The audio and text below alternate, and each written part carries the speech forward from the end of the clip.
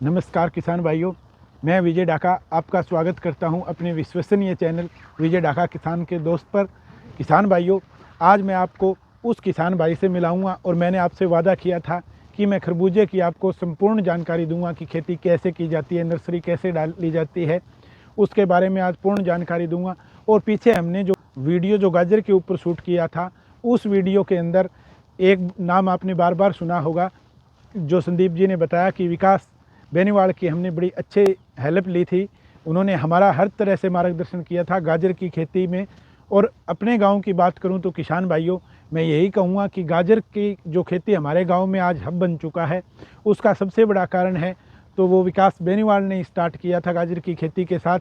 और अन्य किसान भाइयों को भी पूरी जानकारी डिटेल में दी और आज अनेक किसान भाई हमारे गाँव के अंदर गाजर की खेती करते हैं।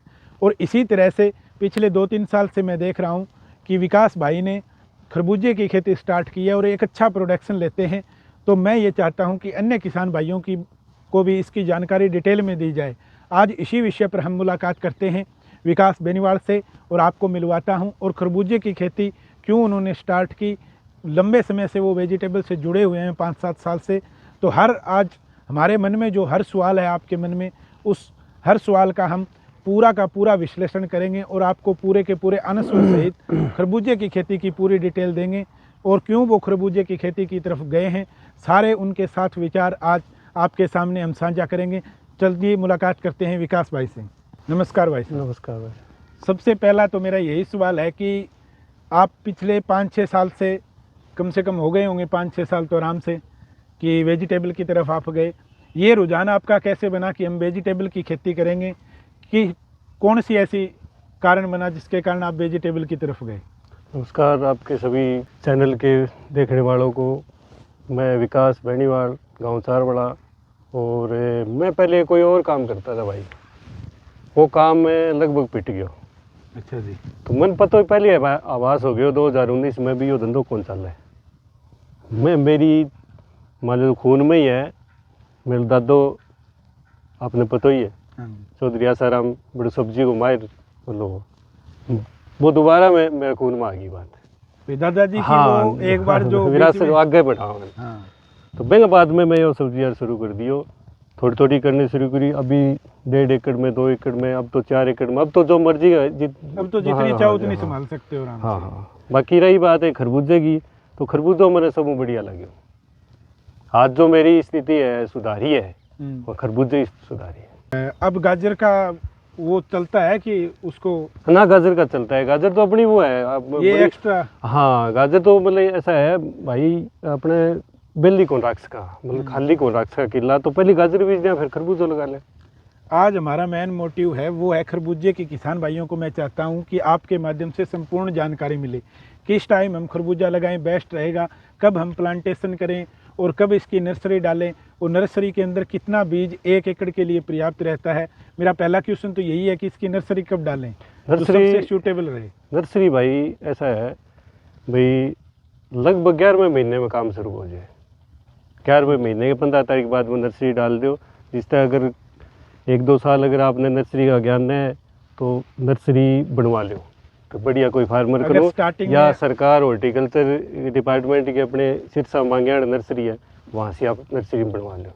जैसा कि किसान भाई हमें बता रहे हैं कि अगर आपके पास आपको पूरा ज्ञान नहीं है और खरबूजे की आप खेती करना चाहते हैं, कई बार हम सबसे पहले जो मार खाते हैं, मैं आपको बताता जाऊंगा डिटेल में। सबसे पहले जो हम मार खाते हैं वो खाते हैं कि हमें नर्सरी का ज्ञान ही नहीं है और हमने किसी की देखा देखी ये काम कर लिया, तो उसमें नुकसान होने की संभावना ज़्यादा रहती है।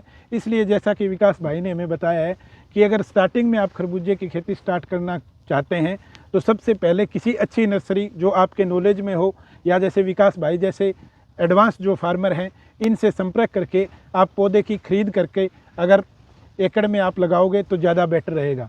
और 11वें महीने की 15 तारीख के लगभग, 15 तारीख, आज के ज़माने में मौसम सबसे बड़ा चैलेंज है, इसलिए थोड़ा सा नॉलेज भी होना चाहिए कि मौसम किस तरह का है। आजकल पूरा अनुमान भी पता चल जाता है, लेकिन जो सही समय रहता है नर्सरी डालने का, वो भाई साहब के हिसाब से 11वें महीने की 15 तारीख को अगर आप नर्सरी डालते हो तो वो सही टाइम रहेगा।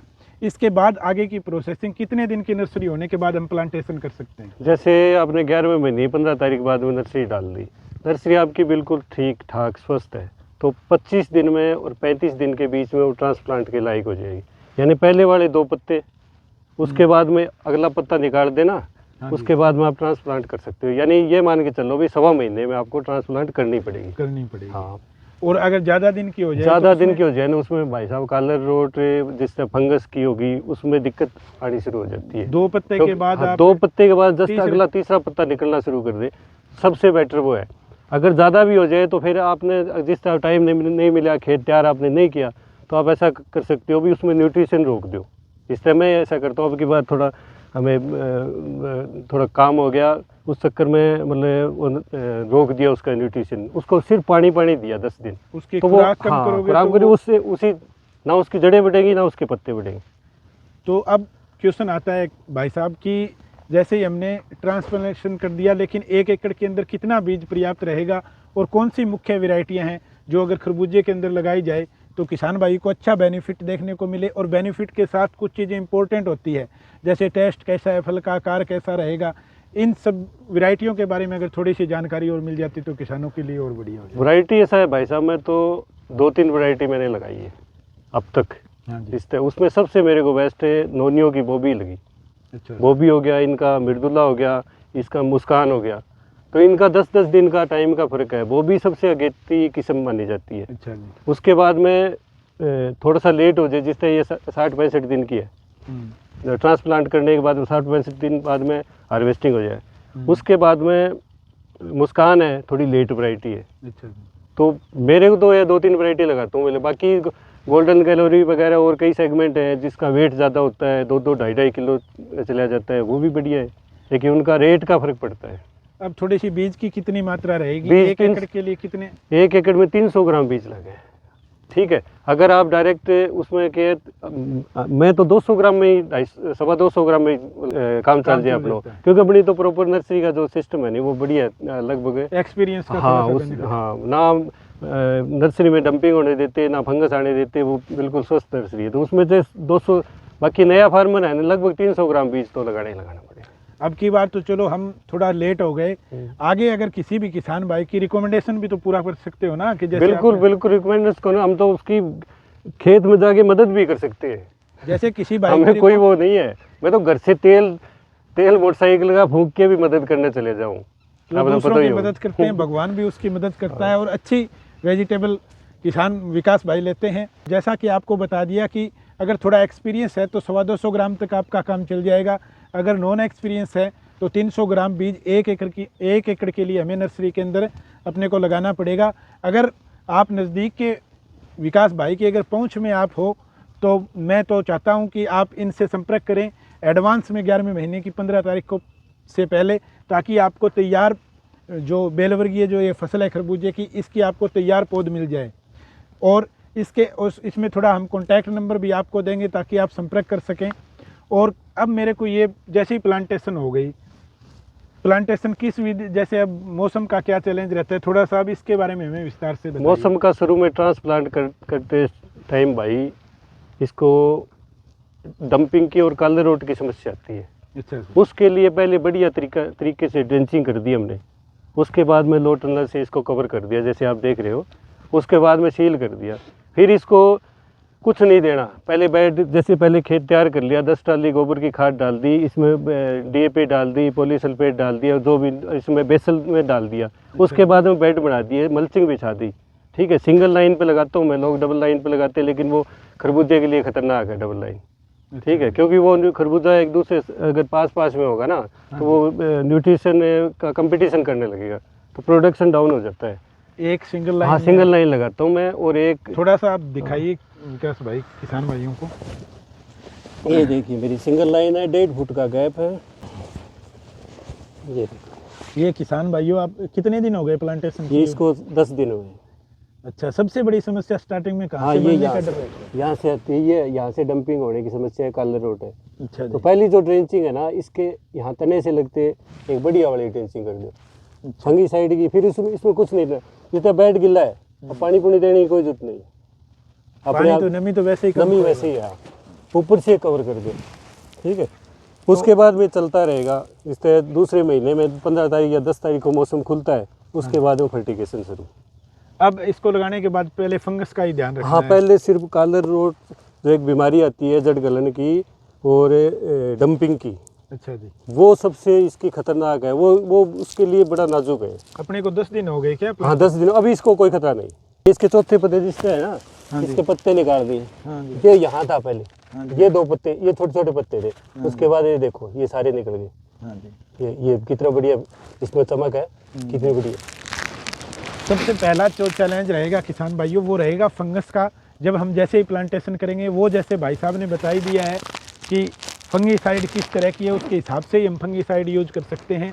और जो फर्टिगेशन अपने को देना है, जो पहला फर्टिगेशन है वो उसमें जिसमें मौसम खुल गया, दिन और रात का टेम्परेचर सामान्य हो गया, ठीक है, उसके बाद में इसको फर्टिगेशन में पहले 19 हुमिक, ठीक है, उसके बाद में फिर जैसे ही प्लांट मैच्योर होगा, जिससे इसका स्टोरेज बढ़ाने के लिए फास्फोरस की जरूरत पड़ेगी तो फास्फोर चालू हो जाएगा। उसके बाद में फल स्टेज पर आएगा तो इसमें जिस तरह कैल्शियम नाइट्रेट है, बोरोन है और 52-34 है, इसका वो सिस्टम आगे जैसे जैसे आप फल बढ़ेगा, जैसे जरूरत होगी इसको इसे। अब मैं बात कर लेता हूँ थोड़ा सा कि प्रोडक्शन कहाँ तक चला जाता है और क्या सिस्टम है और किस टाइम का लगाए हुए कि भाव हमें ज़्यादा खरबूजे के बेटर देखने को मिलेंगे। ऐसा है भाई, इसमें भाव सिर्फ मंडी 7 जून की बात है। मंडी में अगर 7 दिन पहले पहुंच गया तो भाव आपको तो भाव बस भाई पहले दिन भाव अगर इसका 50 रुपये मंडी खुलेगा तो 7वें दिन 10वें दिन है ना वो 25 पे आ जाएगा। अच्छा जी। क्योंकि ये 7 दिन के लिए इतना मतलब जो लो टनल मल्चिंग ये 7 दिन के लिए करना पड़ता है, उस 7 दिन मंडी वाले 7 दिन पकड़ने के लिए, ठीक है। मार्केट में जैसा कि भाई साहब ने हमें बताया, अच्छा भाव लेने के लिए ये ज़बरदस्त मेहनत की गई है, मल्चिंग की गई हर तरह से, वरना तो आप खुले में भी लगा के और ड्रिप चला के भी कामयाब हो सकते हो। लेकिन ये जो मौसम की मार है, जो हमें एडवांस 20 दिन पकड़ने हैं, उसके लिए ये सारी मेहनत की गई है।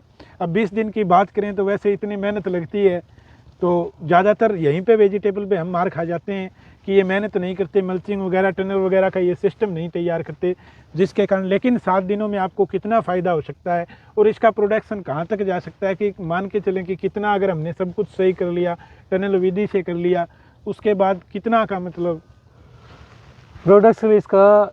मैं पहले तरबूज लगाता था 3-4 साल पहले। हाँ जी। 3-4 इसको तरबूज का वेट 400 कुंटल भी चला जाता है, 300 कुंटल भी चला जाता है। लेकिन उसके बाद में भाई इसका वेट रहता है लगभग मेरे पिछले कार्ड के हिसाब से 150 कुंटल के लगभग रहेगा, बढ़िया अगर जाए 150 कुंटल पर एकड़ का। 150 कुंटल में अगर आपको बढ़िया भाव मिल गया तो एक मान के चलो कि मतलब एक बेटर खेती हाँ, है। मतलब वो भाव की तो बात वो है ना, अपने मैं विजय भाई खेती करूँ वेट पर ना कि रेट पर। गाजर को वही अपना सिद्धांत है, गाजर मैं अगर जो मेरे 200 कुंटल कम हो नहीं तो मैं हड़काई मानू। वैसे तो मजाक करूँगा, कोई हड़काई बात को नहीं कि भाई कम हो के ज़्यादा हो जा। हाँ जी। तो बोले वैसे मैं थोड़ा सा मेहनत की है। हाँ मतलब 200 मैं वेट ने मानूँ, रेट ने कौन मानूँ, रेट अपने कभी ना कभी रेट तो मिलेगा। हाँ। लगे रहेंगे तो बस बात वही है। अपने मैं सोचता हूँ 150 कुंटल वेट हो जाए इसका खरबूजे का। रेट तो अपने क्या है, रेट तो अपने हाथ में ही को नहीं।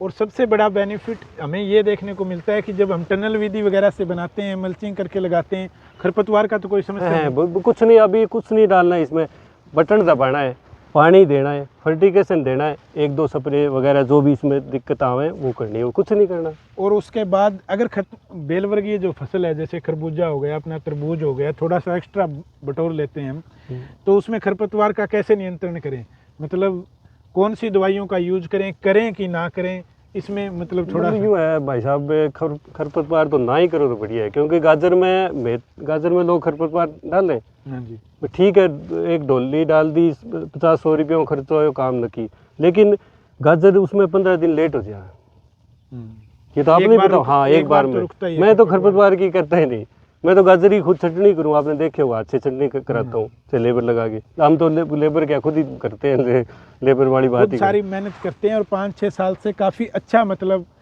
सब्जी का ये कहूँ कि 1 नंबर का काम करते हैं। और इन भाई साहब से ही राय लेके हम भी भविष्य के अंदर वेजिटेबल के कुछ फार्मर बनने की कोशिश करेंगे और किसान भाइयों तक टाइम टू टाइम जानकारी पहुँचाएँगे। और अगर आप भी कोई क्वेश्चन रहता है तो कमेंट के माध्यम से आप बता सकते हैं। बाकी भाई साहब के कॉन्टैक्ट नंबर देंगे। अगर आपने खरबूजा लगाया है तो कभी भी किसी टाइम भी आप नॉलेज बटोर सकते हैं। और जैसा कि मैंने बताया है कि नर्सरी भी अब भाई साहब पूरी तरीके से बढ़िया से आपको पौधे तैयार करके दे सकते हैं। तो भविष्य में आप इनसे जुड़े रहें, और अगर हमारे लायक कोई सेवा हो तो हमें कमेंट के माध्यम से ज़रूर बताएं। तो कितने दिन की खेती मान के चले हम खरबूजे की जैसे प्लांटेशन? ये प्लांटेशन होने के बाद में 60-65 दिन बाद में हार्वेस्टिंग पे आ जाए। और दूसरी बात भाई साहब, आपने एक बहुत बढ़िया बात की, अगर कोई बंदो मेहनत करना चाहे नहीं तो बिना नहीं संकोच, मेहनत तो खुद की होगी लेकिन आपा पूरी मदद करने तैयार है। आपा खुद अगले खेत में जाके इतनी तक कर सका। चलो, ये आपका हाँ। बहुत बड़पन है कि और आप बाकी किसान रही भाइयों को ज़्यादा से ज़्यादा संगठन में जोड़ना चाहते हैं। तो 60-65 दिन में भाई लाखों की कमाई है। मैं तो ये मान के चलता हूँ जो किसान भाई बड़े अच्छे से मेहनत करेगा वो ज़रूर मिलेगा। कैसी लगी हमारी जानकारी किसान भाइयों, कमेंट के माध्यम से हमें बताएं। यदि आप हमारे साथ नए जुड़े हैं तो आप चैनल को सब्सक्राइब अवश्य करें। और किसान भाइयों, मिलते हैं किसी नई जानकारी के साथ। जय हिंद, जय भारत।